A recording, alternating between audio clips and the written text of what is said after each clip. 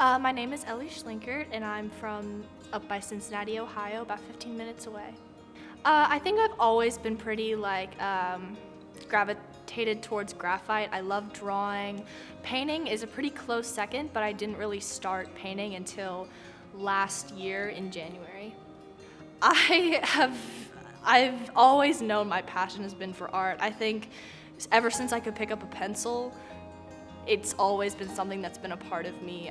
My mom was always like, Ellie, ever since you were 2 years old, you were always scribbling, you were always making, little prints with the little printers on like little stickers, and you've always, been drawing and doodling people. So it's always been something that I've known. I don't think I've ever there's never been a time in my life where I haven't used it. To me, I think my art means that it's sort of an outlet for my emotions because I feel very deeply, I would say, and I feel a lot about a lot of things. So it's almost as like a way that I can express either my joy or my anger or my sadness in a healthy way. And it's also a way that I use to cope with my surroundings and just life in general, because I think that it's safe to say a lot of us experience a lot of hard things in our life, and we all have to find ways to cope with them. And I think art in general, even any type of art, whether that be dance, visual art, photography, it's a way to sort of outlet your emotions in a creative way and a healthy way.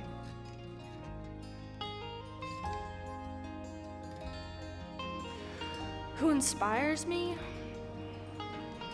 I think I'd like to say a fancy artist out there in some museum, but that wouldn't be true because the majority of things that inspire me, I think, are the people around me. Just seeing humanity as it is, just plainly, vulnerably, and seeing people my age create art, it totally inspires me to just be like, I want to do that too. My work, I think, explores some deeper subjects throughout my life. So I do kind of like to, as I said before, use my emotions and almost my past and life to influence my art.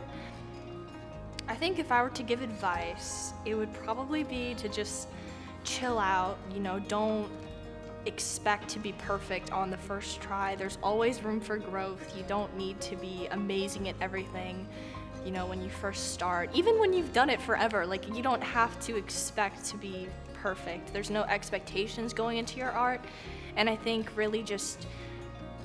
it's super, super important to do your art for yourself and not for anyone else, because in the end, that'll be the most fulfilling.